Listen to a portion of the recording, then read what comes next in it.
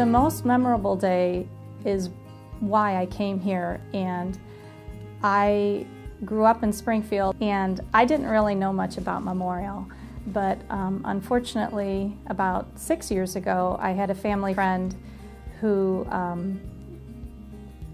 was diagnosed with a brain tumor and very quickly deteriorated, and so she was already not really who she was, and her husband had already lost one wife and now was going to lose another one.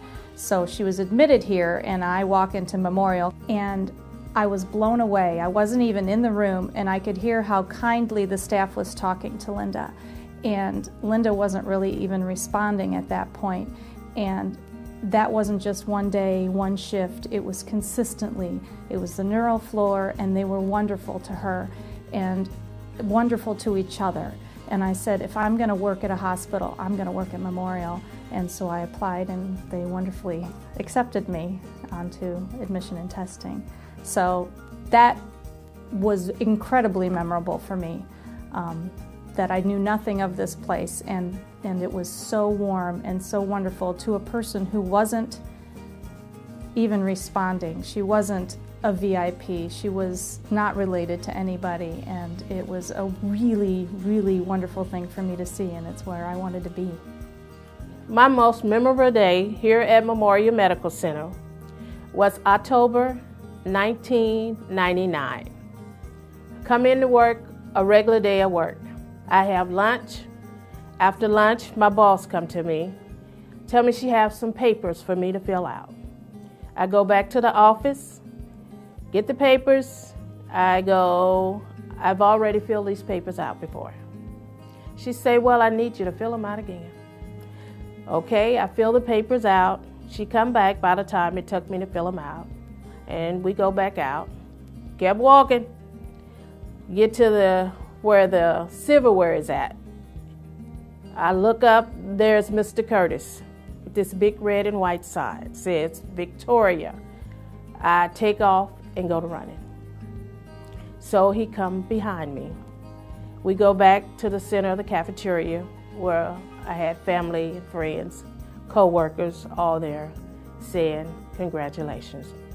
And he said, congratulations, Victoria, you won Employee of the Month. I can't find words to describe that moment.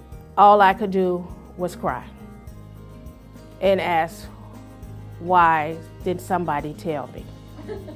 You know, everybody knew except for me. I had no idea, no clue, no hint. Nobody dropped anything, not even a wimp. I work with these people every day, but they never said a word. Why somebody can keep a secret, you guys can keep a secret. So I work on 5A-G. I'm the charge nurse on 3 to 11 shift. And a number of years ago, I was admitting a patient that had came in with suicidal thoughts and was harming herself by cutting her arms. She had been abusing drugs and alcohol. She was involved in an abusive relationship and was on the verge of losing her children, her house, and was very, very depressed and very, very dark place where she was at that time in her life. So she was there for, I don't know, maybe 4 or 5 days, maybe a week, and I hadn't heard anything. She had left, and I hadn't heard anything about her or what had happened to her. And then about a year later, I ran into this lady in a store, and she had approached me, and I was a little apprehensive at first because I'm not sure how people would react, you know, seeing me in a public area. But she came up and wanted to thank me for everything that we had done, and that she had changed her life, had turned it around, had gotten custody of her children back, and had bought a house and got out of her abusive relationship. It gave me a great sense of pride. Oftentimes in our job, we don't have the opportunity to see patients after they've left, and also it's kind of a thankless job because a lot of times patients don't want to be on our floor, on the psychiatric floor, for many reasons. It felt good to have somebody appreciate the work that we've done for them. Most memorable day was when we had a visually impaired couple. Both of them needed to be seen through the Express Care, and when we got them registered and sent to the back, and when they were done seeing the clinical team, they came out. Nurse followed them and asked if we can call a taxi for them, and we said, well, where are you going to go? You need to know location and stuff. And the thing was, is they wanted to go across the street to the Walgreens to pick up their prescription, but they didn't want to pay for a taxi to drop them off there, and then pick up another fee for that, and then call a taxi again to pick them up after the fact. And then I said, well, they're like, well, we'll walk. And I'm like, you can't walk across 6th Street going across 7 or 8 lanes of traffic there with no crosswalk. I said, I'll take you. And so the nurse was like, oh, okay, well, that's really nice, Steve. And then I got to thinking, I was like, well, I have 2 adults that are going to fit in my car, and I only have a 2-door car, and they're visually impaired. So I said, oh, Ian will take you because he has a 4-door car. And so my coworker Ian took him across the way there, and we got them safely and sound so they can get their medicine, and then they called the taxi from there and went home. The memorable part about that was the nurse that actually saw the interaction of us volunteered to take them across the street turned us in for a GPE. Unbeknownst to us, if you have someone that needs help, I was raised to help them, assist them, do whatever, and that's what I like to do. Whether it's the patients, co-workers, colleagues, even the UPS man, anything. I mean, I stop by, tell people they got brake lights out in their cars, or trailer lights out, stop to help them change tires. That's what I like to do. And, whether I get a reward at that point, so be it. The reward to me is I help someone out. I feel good about it.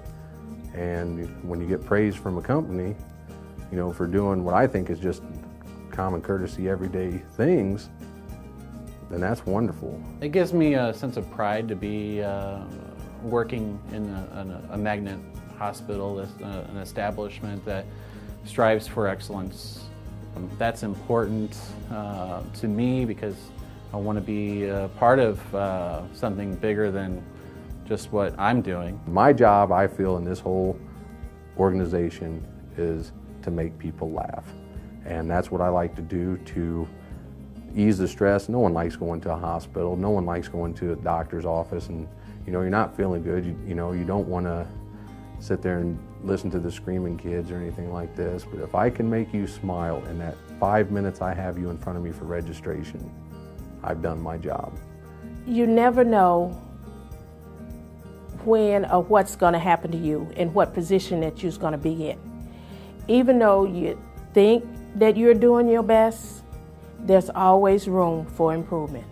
So you want to push a little bit more harder, to reach out a little bit more, to let them know that you care too. Not that they have to know that you've been through something, but just yourself knowing. But you want to think about it in the inside and show it on the outside. The family environment that I work in and how we treat each other is observed by our patients, and they see that and they mention that. They say, you treat each other so warmly, you're so kind to each other, and I know that that makes them feel like they'll be treated well too, and they are. And we all help each other, and I love that. I love that I'm in an environment where I can provide that environment to a patient who's terrified and who's coming in and can make them feel at ease, and that makes me very proud to work in Memorial.